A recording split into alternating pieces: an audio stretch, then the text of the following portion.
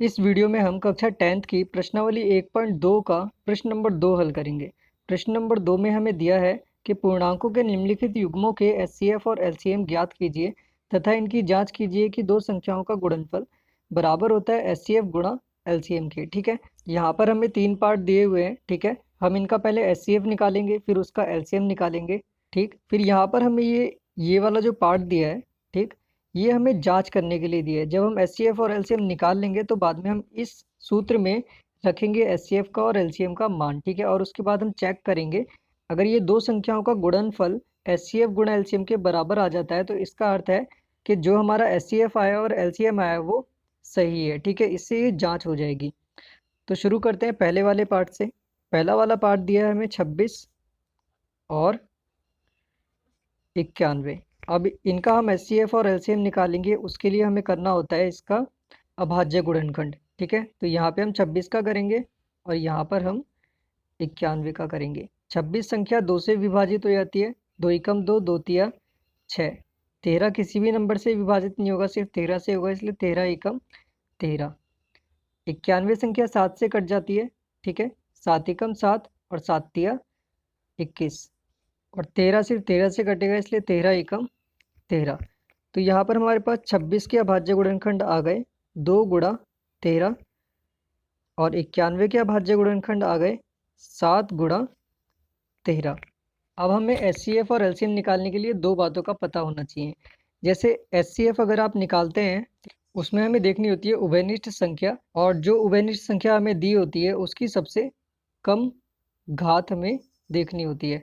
ठीक है, और एलसीएम में हमें क्या देखना होता है, उभयनिष्ठ संख्या की सबसे बड़ी घात। ठीक है, बस आपको इतना ही याद रखना है एलसीएम में और एचसीएफ में। एचसीएफ में आपको सबसे कम घात देखनी है और एलसीएम में आपको सबसे ज़्यादा घात वाली संख्या देखनी है। तो यहाँ पे हम सबसे पहले निकालेंगे एचसीएफ। तो इसमें हमें कम घात वाली, अब देखो यहाँ पर हमें घात, यहाँ पर कोई भी संख्या ऐसी नहीं है जो 2 या 3 बार दी हो। जैसे 13 हमें और भी गुणा में 13 1 2 और 3 बार दिए हो, ऐसा नहीं है। सब कुछ हमें एक एक बार ही दिया है। तो ये जो चीज़ मैंने यहाँ आपको बताई है ये आपको सबसे ज़्यादा जो अच्छी समझ में आएगी वो सेकंड वाले क्वेश्चन में और थर्ड वाले क्वेश्चन में समझ में आएगी। ठीक है, क्योंकि उसमें नंबर जो है वो रिपीट हो रखे हैं, एक ही नंबर 2 या 3 बार दिया हुआ है। तो यहाँ पे हम एचसीएफ निकाल लेते हैं। तो सबसे पहले हम यहाँ देखते हैं उभयनिष्ठ संख्या। ठीक है, उभयनिष्ठ कौन सी है, जो दोनों में दी है। यहाँ पर भी 13 दिया हुआ है और यहाँ पर भी 13 दिया है, तो इसमें उभयनिष्ठ संख्या है 13। तो यहाँ पे इसका एचसीएफ हो जाएगा 13। अब हम निकाल लेते हैं इसका एलसीएम। अब एलसीएम में हमें क्या करना होता है, ये जो उभयनिष्ठ संख्या दी होती है, ठीक है, इसको हम सिर्फ एक ही बार लिखते हैं। तो यहाँ पे 13 आ गया, बाकी के ये दो नंबर बच गए, इनको हम ऐसे ही लिख देंगे 7 गुणा 2। अब इनकी मल्टीप्लाई आप करके देख लेना। इसकी मल्टीप्लाई अगर आप करेंगे 13 गुणा 7 गुणा 2 तो ये आ जाएगा 182। अब हम इस सूत्र में रखकर इसको चेक कर लेते हैं, इसकी हम जांच कर लेते हैं। ठीक है, तो क्या है सूत्र, दो संख्याओं का गुणनफल बराबर एचसीएफ गुणा एलसीएम।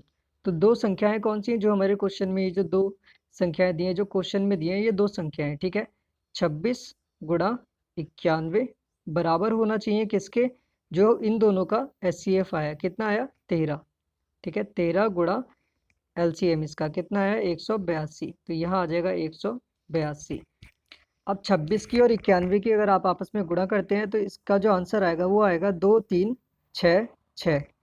और अगर आप 13 की 182 से गुणा करेंगे तो ये आ जाएगा 2 3 6 6। तो ये संख्या और ये संख्या बराबर आई है, तो इसका मतलब है कि हमारा एचसीएफ और एलसीएम दोनों सही आए हैं। ठीक है, अब हम इसका सेकंड वाला पार्ट करते हैं। सेकंड वाला पार्ट हमें दिया है 510 और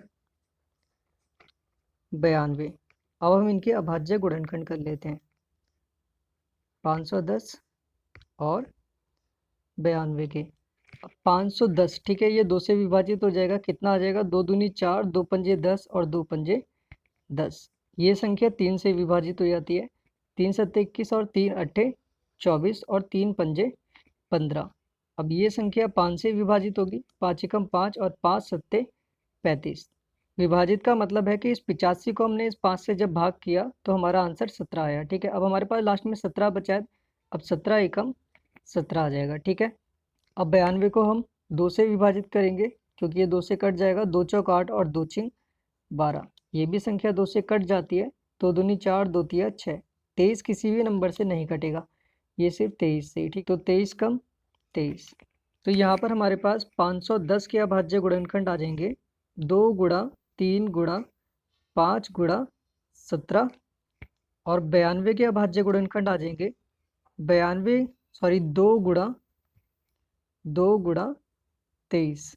तो यहाँ पे 92 में हमारे पास आया 2 गुणा 2 गुणा 23, तो 2 यहाँ पर 2 बार लिखा हुआ है। ठीक है, तो इसको हम लिख सकते हैं 92 बराबर 2 की घात, 2 कितनी बार लिखा है 2 बार, तो इसकी घात हो जाएगी 2। ठीक है, गुणा 23। तो अब हम इसमें देखेंगे और इसमें देखेंगे। ठीक है, तो एचसीएफ में मैंने आपको क्या बताया था पहले वाले क्वेश्चन में कि जो उभयनिष्ठ संख्या होती है, ठीक है, उसकी सबसे कम घात देखी जाती है।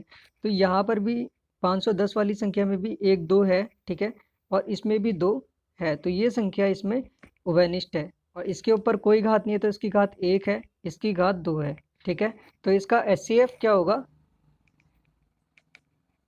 एचसीएफ होगा इसकी उभयनिष्ठ संख्या की सबसे कम घात। उभयनिष्ठ संख्या है ये, तो इसकी सबसे कम घात है ये ऊपर वाला। ठीक है, तो 2 की घात 1 कितना आ गया 2, तो इसका एचसीएफ आ गया 2। अब हम लिख लेते हैं इसका एलसीएम। अब एलसीएम में जो उभयनिष्ठ संख्या होती है, ठीक है, जो एक जैसी संख्या होती है, उसकी सबसे बड़ी घात लिखी जाती है। तो यहाँ पर इसकी जो घात है, ये जो नीचे वाला 2 है, इसकी घात 2 है। ठीक है, और इसकी 1 है, तो यहाँ पर हम ये वाली संख्या लेंगे 2 की घात 2 वाली। तो यहाँ आ जाएगा 2 की घात 2 गुणा बाकी के जो नंबर बच जाएंगे वो हम यहाँ पर ऐसे ही लिख देंगे। जैसे 92 में ये 23 बच गया, तो 23 यहाँ आ जाएगा, गुणा बाकी इस 510 वाले में ये 3 संख्याएं हैं, इनको हम यहाँ पर ऐसे ही लिख देंगे। ठीक है, तो ये 2 की घात 2 का मतलब हो गया 2 दूनी 4 गुणा 23 गुणा 5 तिया 15 गुणा 17। अब इन संख्याओं की अगर आप गुणा करेंगे तो ये गुणा करने के बाद में आ जाएगा 23,460। अब हम इसकी यहाँ पर जांच कर लेते हैं। ठीक है,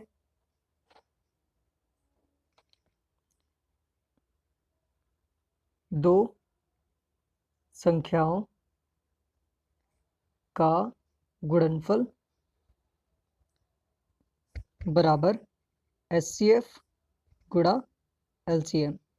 तो दो संख्याएं कौन सी हमारे पास 510 और 92। तो यहाँ आ जाएगा 510 गुणा 92 बराबर एचसीएफ कितना आया हमारा 2 गुणा एलसीएम आ गया 23,460। 23,460। अब 510 की अगर आप 92 से गुणा करेंगे तो ये आ जाएगा 46,920। ठीक है, और एचसीएफ की गुणा एलसीएम से 2 की गुणा इस 23,460 से करेंगे तब ये भी इतना ही आएगा 46,920। तो ये दोनों संख्याएं भी आपस में बराबर आ गई। इसका मतलब जो हमारा एचसीएफ आया और एलसीएम आया वो सही है। अब इस क्वेश्चन का तीसरा पार्ट देखते हैं। तो तीसरा पार्ट हमें दिया है 336 और 54। तो हम इनके अभाज्य गुणनखंड निकाल लेते हैं 336 और 54 के। यहाँ पर इस संख्या को हम 2 से विभाजित करेंगे। 2 एकम 2, 2 छिंग 12 और 2 अट्ठे 16। ठीक है, और 2 से अगर इस संख्या को भाग करेंगे तो ये आ जाएगा 2 अट्ठे 16 और 2 चौक 8। अब 2 से ये संख्या भी कट जाएगी, 2 चौक 8 और 2 दूनी 4। इसको भी 2 से ही काट देंगे, 2 दूनी 4 और 2 एकम 2। अब ये जो 21 संख्या ये 2 से नहीं कटती है, ये 3 से कट जाएगी। ठीक है, 3 सत्ते 21 और 7 से 7 कट जाएगा, 7 एकम 7। और ये संख्या 2 से कट जाएगी, 2 दूनी 4 और 2 सत्ते 14। 27 संख्या 3 से कट जाती है, 3 निम 27। और ये 3 तिया 9 और 3 एकम 3। ठीक है, 336 के अभाज्य गुणनखंड आ गए 2 गुणा 2 गुणा 2 गुणा, तो 4 बार 2 दिया हुआ है। ठीक है, बाकी 3 गुणा 7। तो इसको हम लिख सकते हैं 336 बराबर 2 हमें 4 बार दिया है, इसलिए 2 की घात 4 गुणा 3 गुणा 7। ठीक है, और 54 के अभाज्य गुणनखंड हमें दिए हैं 2 गुणा 3 गुणा 3 गुणा 3। तो 54 को भी हम लिख सकते हैं 2 गुणा 3 हमें यहाँ पर 3 बार दिया है, तो 3 की घात 3। ठीक है, तो ये वाला जो पार्ट है और ये वाला जो पार्ट है, इनका हम यूज़ करेंगे। ठीक है, एचसीएफ और एलसीएम निकालने में। तो एचसीएफ में मैंने आपको क्या बताया था कि एचसीएफ में हमें सबसे कम घात देखनी होती है। ठीक है, तो पहले हम ये देखेंगे कि कौन कौन सी संख्या उभयनिष्ठ है जो दोनों में दी हुई हो। तो 2 यहाँ पर भी दिया है और 2 यहाँ पर भी दिया है। ठीक है, इसकी घात 4 है और इसकी नहीं दी हुई है, इसका मतलब 1 है। तो कम किसकी है? नीचे वाले की, तो कम घात लिखी जाएगी, तो 2 यहाँ आ जाएगा गुणा। अब इसमें 3 भी है और यहाँ पर भी 3 है, और इन दोनों में से कम घात किसकी है? ऊपर वाले की, तो ये भी यहाँ गुणा में आ जाएगा। ठीक है, तो कितना हो जाएगा? 3 दूनी 6, तो इसका एचसीएफ आ जाएगा 6। अब हम निकाल लेते हैं एलसीएम। एलसीएम में अब हम देखेंगे उभयनिष्ठ संख्या, 2 इसमें भी है 2 इसमें भी है, इसमें हमें ज़्यादा घात देखनी होती है। ठीक है, तो इन दोनों में से वो लिखेंगे घात जिसकी ज़्यादा होगी, तो ऊपर वाले की घात ज़्यादा है तो हम यहाँ लिखेंगे 2 की घात 4 गुणा, और 3 में नीचे वाले की घात ज़्यादा है तो हम लिख देंगे 3 की घात 3 गुणा। बाकी का ये जो हमारे पास 7 बच गया, इसको हम ऐसे ही लिख देंगे। अब यहाँ पर हम इसे खोल के लिख देते हैं। 2 की घात 4 का मतलब है 2 की गुणा 4 बार, 3 की घात 3 का मतलब 3 की गुणा 3 बार गुणा 7। ठीक है, 2 दूनी 4, 4 दूनी 8, 8 दूनी 16 गुणा 3 तिया 9, 9 तिया 27 गुणा 7। अब इन तीन संख्याओं की अगर आप आपस में गुणा करते हैं तो ये आ जाएगा 3024। ठीक है, 3024। तो यहाँ पर हमें एचसीएफ मिल गया और एलसीएम मिल गया। ठीक है, अब हम इसकी जांच कर लेते हैं। दो संख्याओं का गुणनफल बराबर एचसीएफ गुणा एलसीएम। दो संख्याएं कौन सी दी हैं क्वेश्चन में हमें? 336 और 54 बराबर एचसीएफ आया हमारा 6 गुणा एलसीएम आया हमारा 3024। तो यहाँ पर भी इनका आंसर सेम ही आएगा। ठीक है, 336 की 54 से अगर हम गुणा करेंगे तो ये आ जाएगा 18144 बराबर 6 की गुणा 3024 से करेंगे तो ये भी इतना ही आएगा 18144। अगर ये दोनों आपस में बराबर नहीं आते हैं तब हमारा एचसीएफ और एलसीएम गलत होगा। ठीक है, लेकिन अगर दो संख्याओं का गुणनफल एचसीएफ और एलसीएम के गुणनफल के बराबर आता है तो हमारा यहाँ पर जो एचसीएफ और एलसीएम आंसर आया ये दोनों आपस में सही आए हैं। ठीक है।